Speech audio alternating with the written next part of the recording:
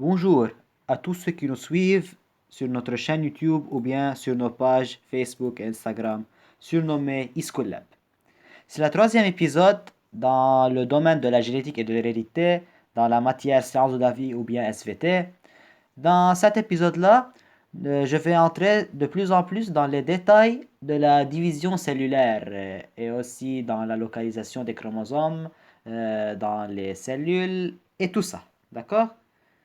Donc ça va être une notion plus concrète maintenant. Je vais commencer par la localisation des chromosomes en premier lieu. Où se trouvent les chromosomes? Dans quelle partie de la cellule se trouvent les chromosomes? Deuxièmement, je vais parler à propos de la transmission et la conservation de la totalité du programme génétique. Troisièmement, je vais expliquer la division de la cellule œuf, qui est la cellule mère initiale de la formation du corps humain dans le fœtus de sa mère. Et dernièrement, je vais détailler la division cellulaire en interphase, mitose, nombre de cellules selon les cycles. D'accord? Premièrement, localisation des chromosomes.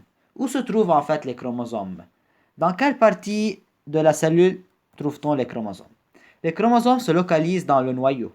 En effet, une expérience a démontré que la cellule possède des molécules protéiques qui apparaissent en très grande quantité au niveau du noyau, donc les chromosomes se trouvent dans le noyau. Puisque nous avons déjà parlé la fois passée dans le premier épisode de ce chapitre-là, et on a dit déjà que les chromosomes sont formés de molécules protéiques. Donc, puisque la densité en protéines a apparu sur la machine au niveau du noyau de la cellule, alors les chromosomes se trouvent dans le noyau de la cellule. D'accord? Donc, le programme génétique se trouve ou bien se localise dans le noyau. Ça, c'est un exemple d'une cellule extraite d'un corps humain. Cette cellule-là contient le noyau, puis le noyau contient des chromosomes. Chez l'être humain, c'est 46 chromosomes, il y a 23 paires. On n'oublie pas le karyotype humain. Les chromosomes sont regroupés par paires de chromosomes homologues selon la taille, la dimension du plus long au plus court, selon la disposition des bandes colorées et selon la position des centromères. Puis, pour chaque chromosome, il y a des gènes.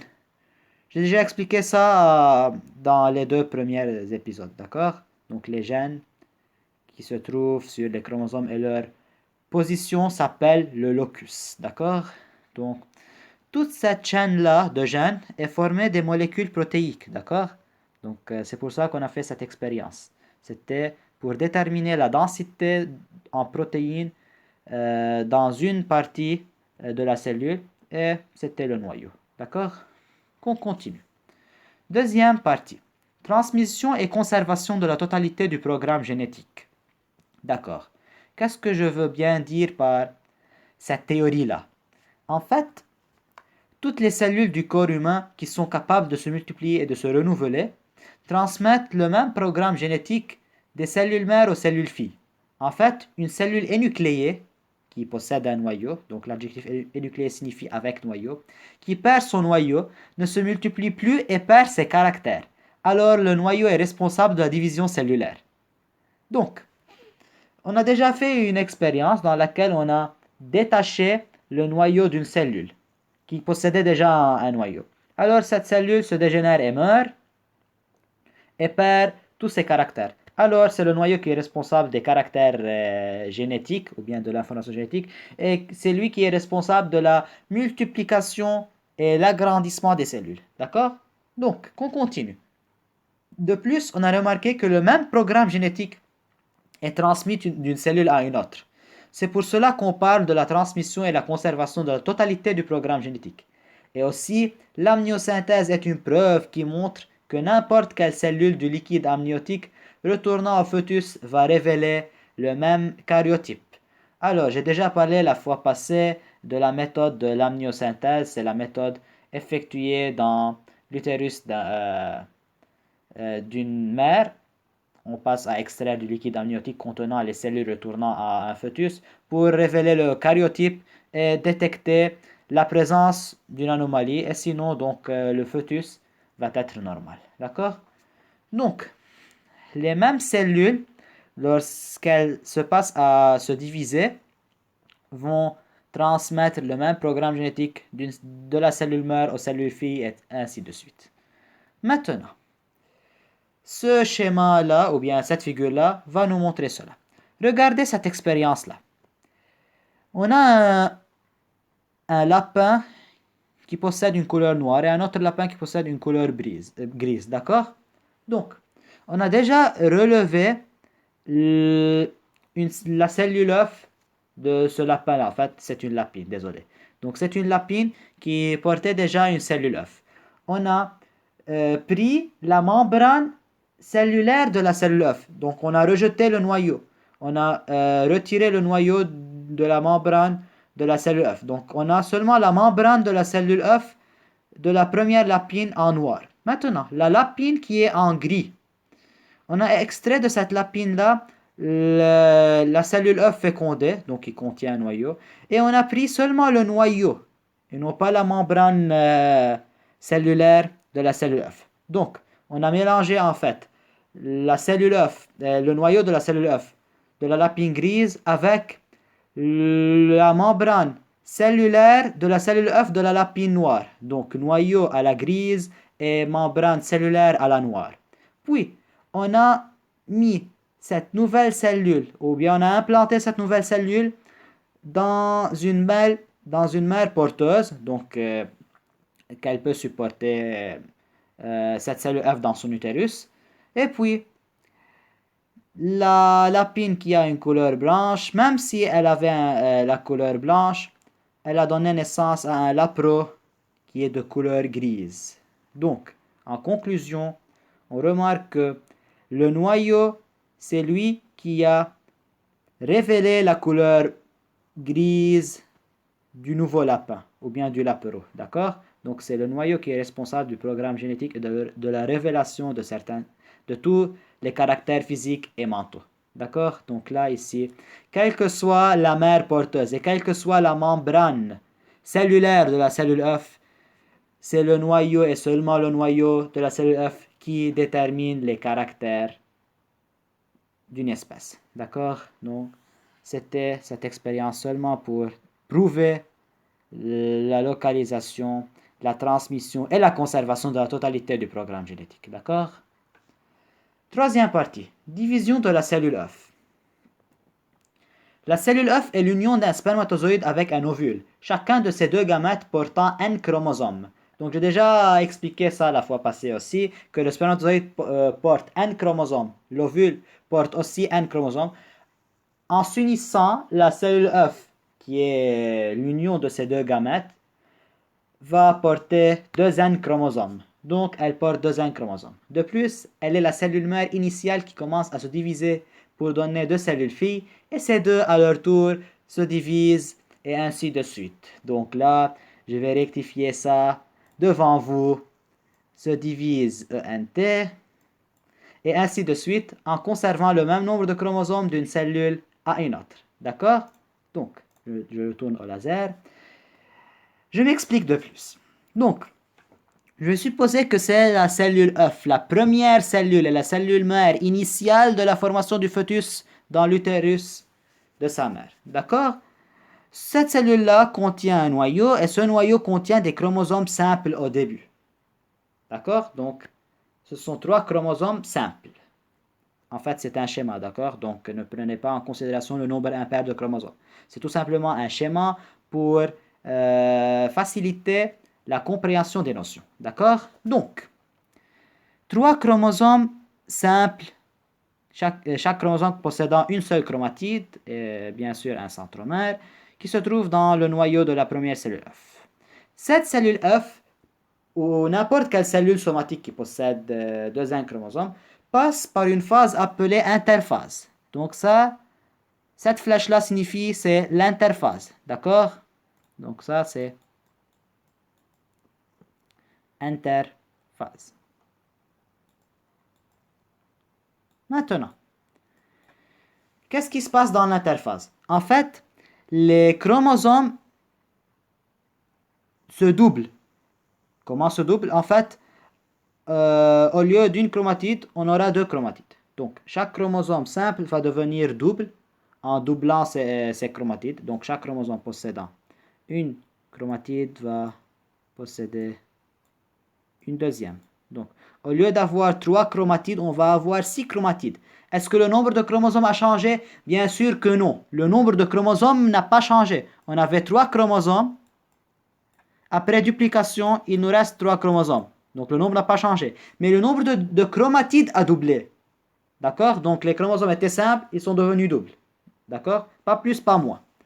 Après l'interphase, il y a une phase que je vais détailler de plus en plus après cette partie-là. On l'appelle la mitose. D'accord? Donc là, c'est la mitose. La mitose, c'est quoi en fait? La mitose, c'est la division cellulaire, durant laquelle la cellule mère se divise pour donner deux nouvelles cellules filles qui ressemblent à la cellule mère avant de faire l'interphase. Donc vous remarquez que ces deux cellules filles ressemblent à la cellule mère avant de faire l'interphase.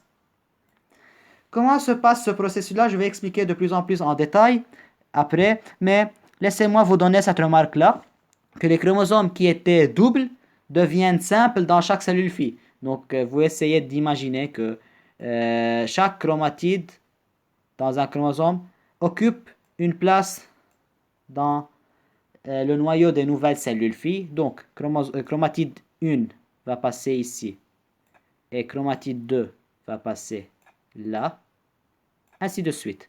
Le 3 va passer ici et le 4 va passer là, puis la cinquième chromatide, désolé, va passer ici et la sixième chromatide à la fin va passer là. Donc, ça c'est la mitose, ça c'est l'interphase, ça c'est tout le cycle cellulaire ou toute la division cellulaire en total, d'accord? C'est à retenir bien sûr. Maintenant, je vais entrer dans les détails.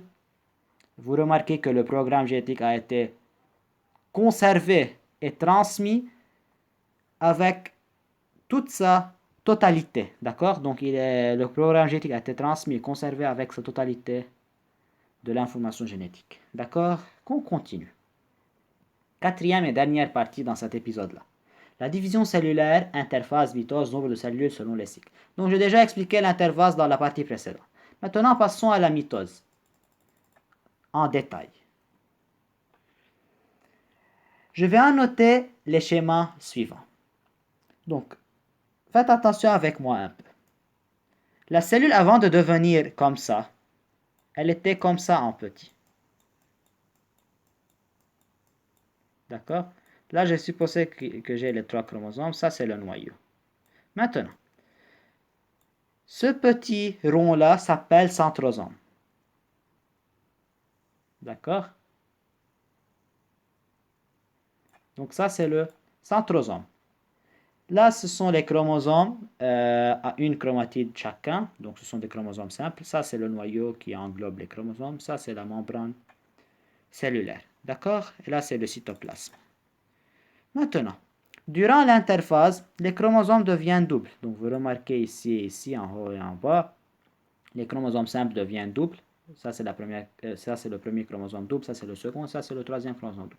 Maintenant, les centrosomes se transforment en deux astères. Donc, le centrosome qui a pour but d'assurer le mouvement de la cellule se divise durant la mitose en deux astères. Et chaque deux astères vont occuper le pôle, les deux pôles, si vous voulez, des cellules. Donc, le premier astère occupe le premier pôle et le deuxième astère va occuper le deuxième pôle. D'accord? La membrane nucléaire ou bien la membrane du noyau qui englobe les chromosomes va disparaître. D'accord? Donc, vous remarquez ici la disparition en gris de la membrane nucléaire, puisque les chromosomes vont se libérer de cette membrane-là. Faites attention entre membrane nucléaire et membrane cellulaire. Ça, c'est la membrane cellulaire qui est dehors. Mais la membrane qui est à l'intérieur, on l'appelle membrane nucléaire.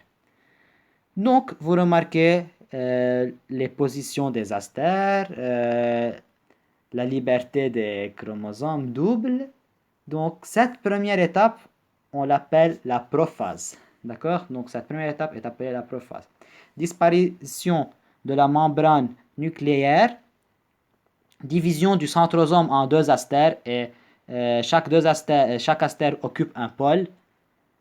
La formation des fuseaux chromatiques. Donc, ce sont des fuseaux chromatiques. Ce que vous remarquez en jaune, on les appelle des fuseaux chromatiques. Chromatiques parce qu'ils vont supporter les chromosomes après. C'est tout pour la prophase. D'accord? Donc, ça, c'est la première étape et ce sont toutes les caractéristiques à retenir pour la prophase. Maintenant, passons à la deuxième étape qui est appelée la métaphase. La métaphase consiste à placer les chromosomes, tous les chromosomes, sur le plan équatorial. D'accord? Ça, c'est le plan équatorial. Si vous voulez, c'est la droite qui est l'axe de symétrie de la cellule. D'accord? Donc, les trois chromosomes, bien sûr, le nombre de chromosomes va être conservé durant tout ce processus-là. Ok? Donc, puisque j'ai trois chromosomes, donc ça va rester trois chromosomes sur le plan équatorial. Vous remarquez que les centromères des chromosomes sont attachés au fuseau chromatique. Donc, vous remarquez, j'ai déjà mis des points rouges à la place des centromères. Donc, vous remarquez, chaque centromère est attaché à un fuseau chromatique. Il y a d'autres fuseaux chromatiques qui sont libres. Ils ne possèdent aucun chromosome. C'est très normal, d'accord?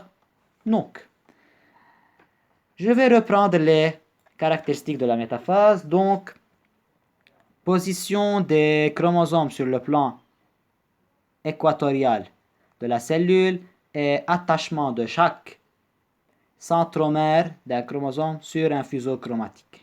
D'accord? Donc, j'ai déjà expliqué la prophase et la métaphase. Troisième étape, c'est l'anaphase. D'accord? Maintenant, qu'est-ce qui se passe durant l'anaphase? Chaque chromatide, en fait, on a deux chromatides dans un chromosome double dans ce cas-là, oui? Chaque deux chromatides vont occuper leur place dans un pôle, d'accord? Donc, je vais supposer ce premier chromosome-là, qui était formé de ces deux chromatides. Il y a duplication des centromères. Donc, vous remarquez qu'il y a deux nouveaux centromères au lieu d'un seul. Donc, il y a duplication de deux centromères. Détachement des deux chromatides du chromosome double et chacun des deux chromatides se dirige vers un pôle, d'accord? Donc, la première chromatide se dirige vers la gauche et la deuxième chromatide se dirige vers la droite. Donc, chacun des deux occupe un pôle déterminé. Cette étape-là, la direction, si vous voulez, des deux chromatides s'appelle l'ascension polaire. D'accord? Donc ça, c'est l'ascension polaire. Et vous remarquez aussi que les centromères restent toujours sur les fuseaux chromatiques, mais ils mangent les fuseaux chromatiques. Donc vous remarquez que les fuseaux chromatiques disparaissent ici. D'accord? Donc, essayez d'imaginer un peu la situation. Les chromatides d'un même chromosome se détachent. Il y a duplication des centromères, c'est pour cela que les deux chromatides se détachent. Chaque chromatide se dirige vers un pôle bien déterminé et en se dirigeant, elle va manger un tout petit peu du fuseau chromatique. D'accord? C'est pour cela qu'on a des parties disparues des fuseaux chromatiques. D'accord? Donc ça, c'est l'anaphase. Dernièrement, on a la télophase. Si vous remarquez, le plan équatorial est déjà vide. Il n'y a plus de chromosomes, il n'y a plus rien si vous voulez. Donc, il y a l'étranglement ici. Il y a l'étranglement, je n'ai pas donné le nom de cette étape, c'est la télophase. En fait, il y a l'étranglement ici au niveau du plan équatorial et il y a la division de la cellule mère en deux cellules filles. D'accord? Donc ça, c'est la télophase début.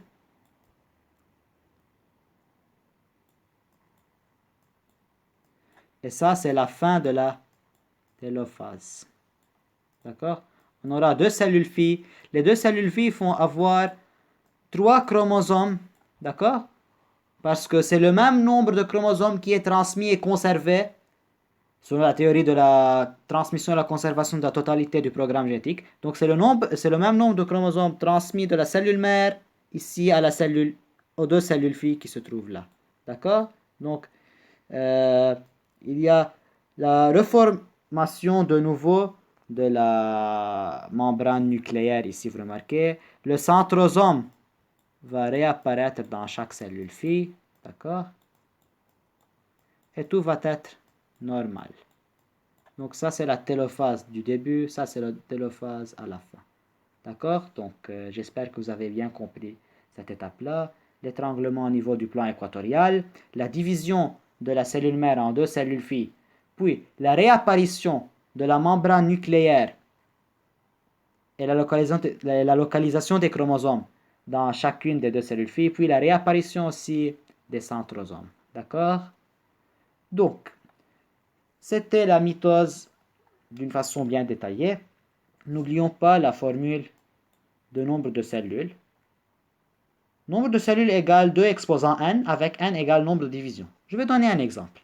Supposons que j'ai effectué 4 divisions cellulaires. Combien de cellules je vais avoir à la fin? Je vais commencer par un petit rond. Ce petit rond a effectué une division cellulaire, donc j'ai obtenu 2 ronds. Chacun des 2 ronds a effectué une division cellulaire, donc j'obtiens en total 4 ronds. D'accord? Donc là, c'est une première division. Là, c'est une deuxième. Maintenant, chacun des 4 va faire 2 autres cellules filles. Comme vous remarquez.